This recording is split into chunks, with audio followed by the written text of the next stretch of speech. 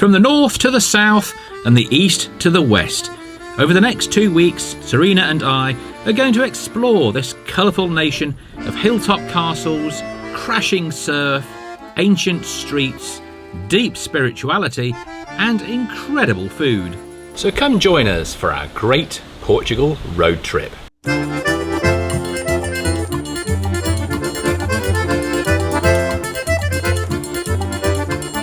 Our journey begins on the 1st of October in Porto. Now the advantage of October is that the main tourism season has ended, so there are fewer crowds and cheaper accommodation prices. But the Portuguese never quite know when their long summer is going to come to an abrupt end. In 2024, it was exactly October the 1st. So what can you do but take shelter in Porto's abundant cafés, drinking coffee and eating cakes and tapas, before fighting the crowds in supposedly the world's most beautiful bookshop. A tenuous Harry Potter connection has attracted thousands of tourists to the bookshop, so unfortunately this is no longer a place to quietly browse. Now driving in Porto is no fun at all, so we rented a car at the airport and found a beachside apartment north of the city, in the much quieter town of Vila do Conde. The harbour here played an important part in the Portuguese age of discovery. And if you come this way, then down by the marina, this is the restaurant that we recommend for authentic and delicious Portuguese tapas. As the fog continued to roll in from the Atlantic, we felt like we were back home in Scotland. No need for the sun cream just yet.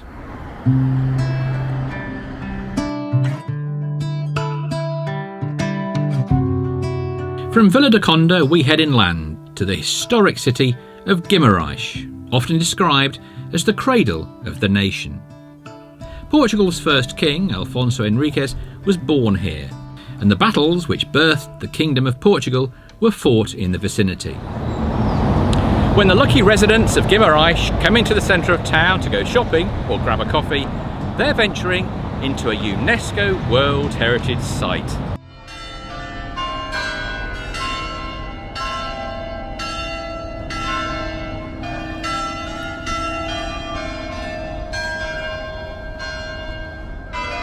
Conde Nast magazine labelled Guimarães the most beautiful small city in Europe in 2022.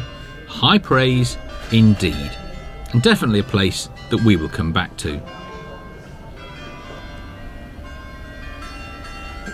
Dia de nuvens no céu, trânsito adolando o chão, preso numa água cheia, na concha fugindo do som.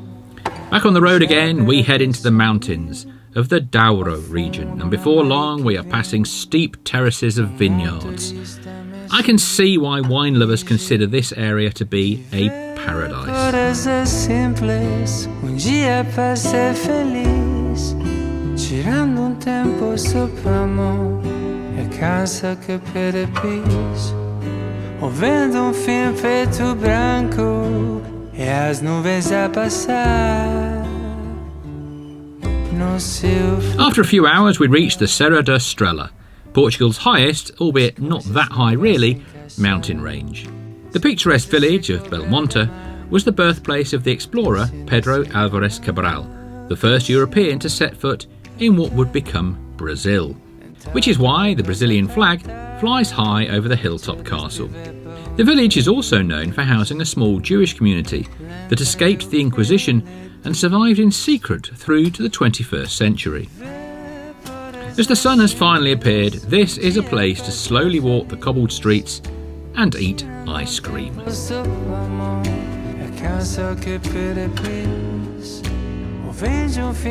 Our accommodation is a modernised Quinta set amongst the farms and vineyards between Belmonte and Vila. I'll provide details of all of the places we stay at in the text accompanying this film. After a day of rest by the pool, the rain has returned, so we head south, and our next stop is Castello Branco.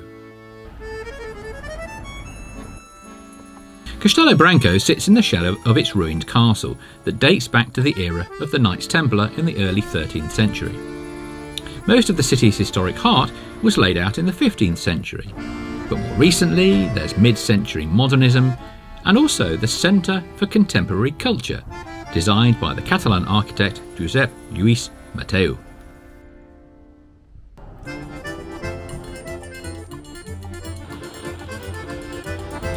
A curious mix of weather today to match Castello Branco's curious mix of architecture.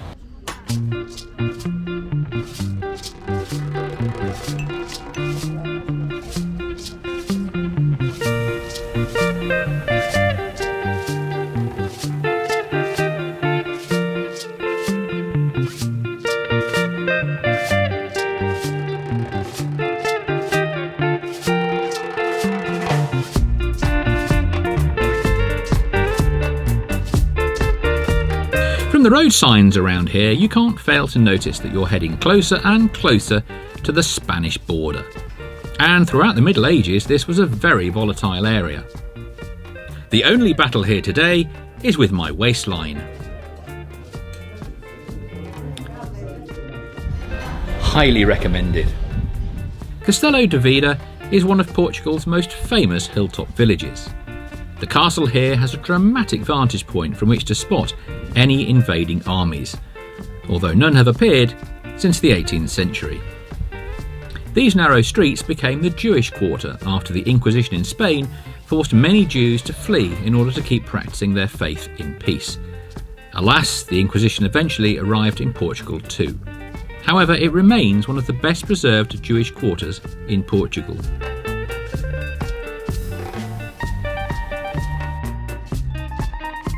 We now need to try and find our lodgings for tonight. Somewhere over there.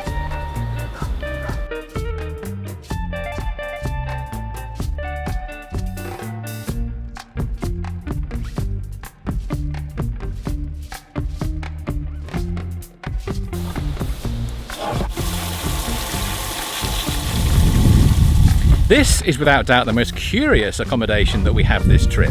A 2,000-year-old roundhouse, probably built by the Celts, but now converted for use in the 21st century.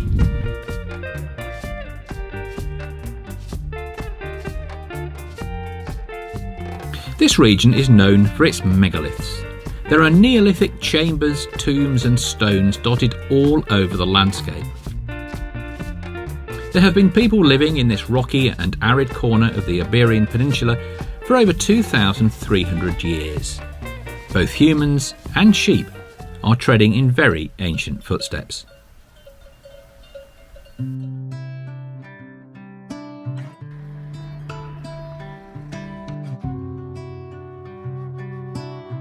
Now, we had planned to spend more time in this area, but heavy storms are forecast, so we head south again.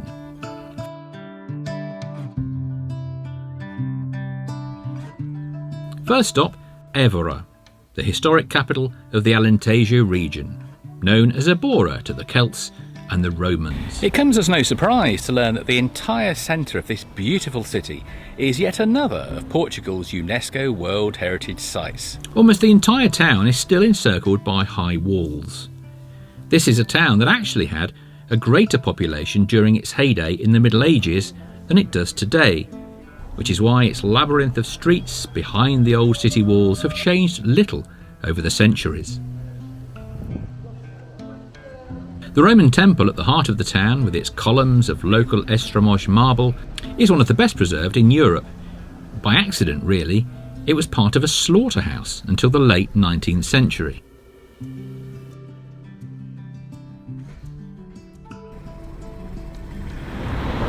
Évora really deserves at least 2 days. We only had a small taste of what this city has to offer, because now we have a 3-hour journey to the far northeast of the Algarve.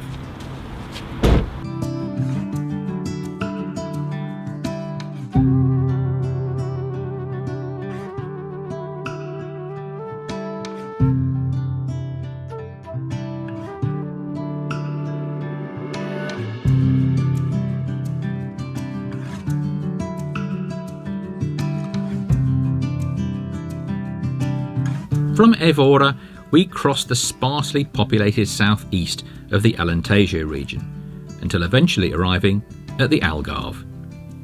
The vast majority of tourists coming to the Algarve arrive at Faro Airport. This, by contrast, is most certainly the way to enter the Algarve by the back door.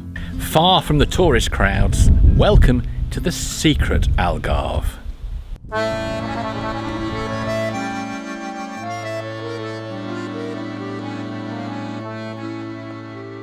Our holiday home is in the hamlet of Santa Marta, a few kilometres from the main village in the area, Alcoutim.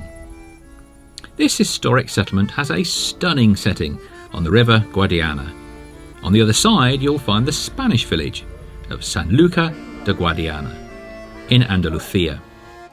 Both villages are guarded by fortresses which speak of more violent times in this remote frontier region. There's an old castle and a new castle in Alcoutim, new in this case meaning 13th century. These days the village cats keep away unwelcome trespassers. For years there's been talk of a road bridge to link the two communities and perhaps drive economic growth. For the foreseeable future though, the only way to cross the international border here is by a small passenger ferry.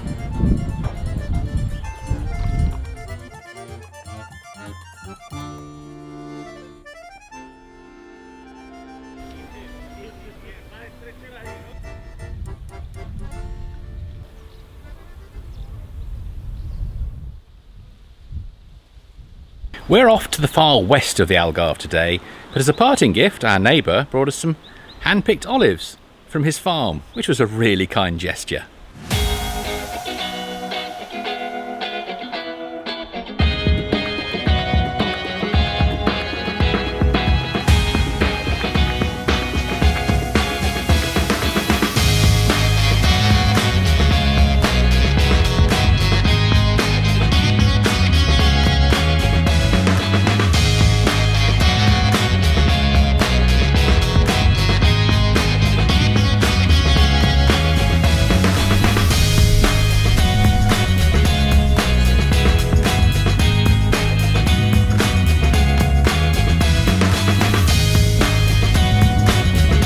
Is Cape St Vincent, the Land's End of Portugal, and one of the windiest, wildest places in the whole of Europe.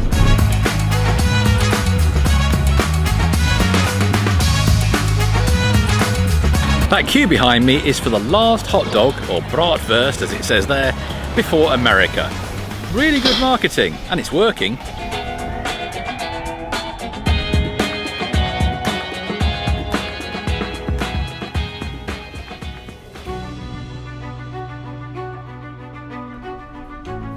Algesur wears its Moorish origins on its sleeve. Walking the alleyways of the old town, one could easily be in Morocco.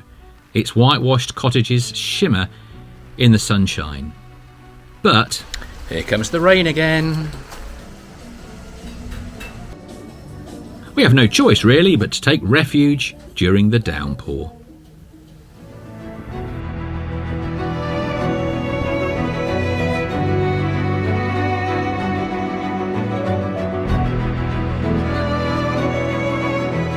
Well, we've arrived at our next destination where we intend to chill out for the next couple of days. On the lesser travelled Atlantic coast of the Algarve, welcome to Carrepeteira. In the 17th century, you were highly likely to run into Barbary pirates in Carrepeteira, as well as find booty taken from the many shipwrecks out on the treacherous coastline. Surrounded by a national park, it has remained a small village, although these days it attracts a constant stream of surfers, for very obvious reasons.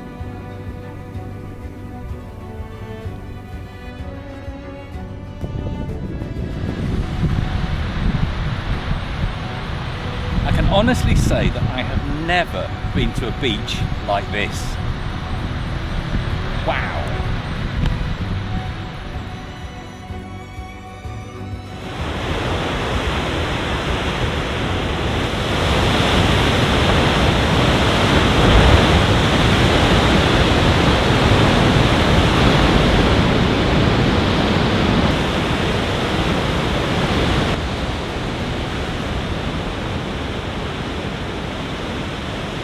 Now, wouldn't it be great if there was an incredible fish restaurant perched high on the cliffs?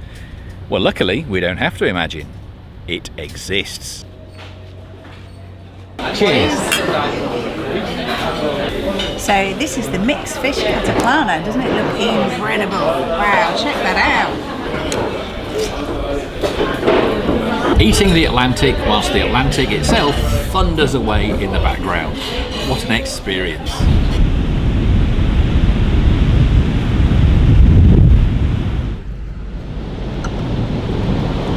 I'll be honest, I wasn't sure about coming to the Algarve. The mass tourism of the south coast is definitely not my thing. But the west coast, this is an entirely different matter. This is incredible.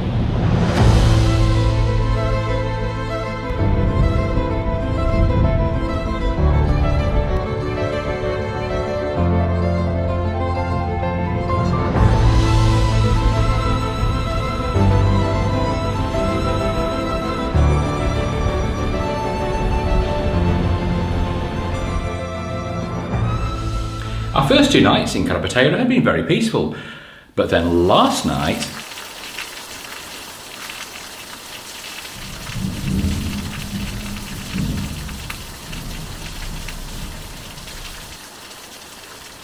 this morning we leave the stormy Algarve behind and head 4 hours north to our next destination, just south of Lisbon.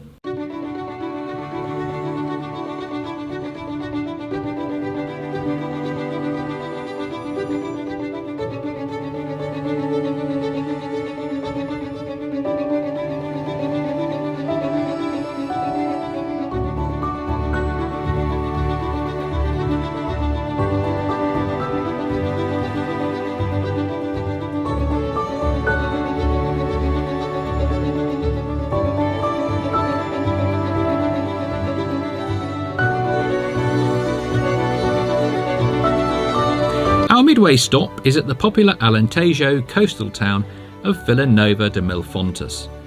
This is another town that had to repel Barbary pirates in the 16th century, but these days it attracts thousands of visitors from Lisbon, most of whom will visit the unspeakably good pasteleria in the heart of the town. Fuel for the road trip.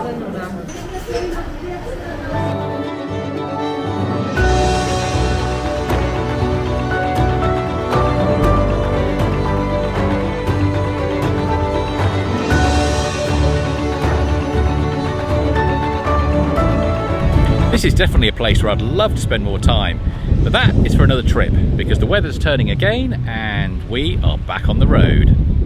Dia de nuvens no céu, trânsito do lado do chão, preso numa água cheia, na concha fugindo do som, já à beira de sumir, afundo na maré que vem. O motorista me sorri e viver pode ser simples, dia para ser feliz, tirando tempo só para amor, a casa que pede pis, ouvindo fim preto branco, e as nuvens a passar, no céu flutuar. As coisas não vão se encaixar se você se cobrar demais. Te ensina a se enganar, que assim vai dar. Então quando a coisa apertar e tudo estiver por triz, lembre o que lhe diz. So where is this little oasis? Well, to the north at night we can see the twinkling lights of Lisbon, and then when the wind dies down we can just hear the crashing of waves at Cabo Espichel. It's another of Portugal's dramatic Atlantic headlands, but what sets it apart is that as well as the lighthouse, it also has a large church and a chapel perched right on top of the cliff. The lighthouse was built in 1790, long after the sanctuary of Our Lady of the Cape was built in the 15th century. the tiny shrine of memory recounts the tale of two pilgrims who believed that they saw the Virgin Mary ascend the cliff walls. There are footsteps on the cliffs below, but they're dinosaur footprints. Nevertheless, this remains a place of faith. The pilgrims' lodging houses, with their continuous arcades, form a square with the sanctuary itself. And it's easy to imagine hundreds of pilgrims congregating here on the Cape during its heyday.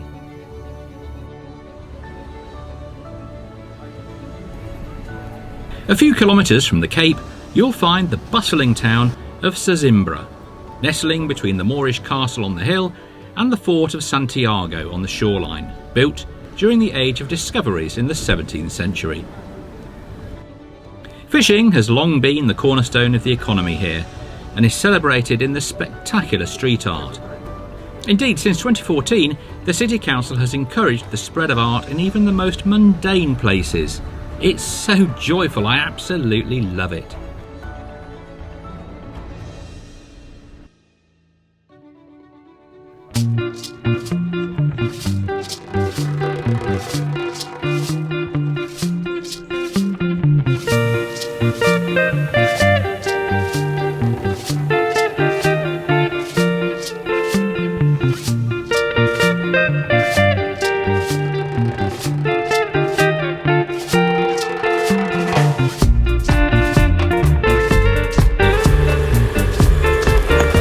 Next stop, Lisbon.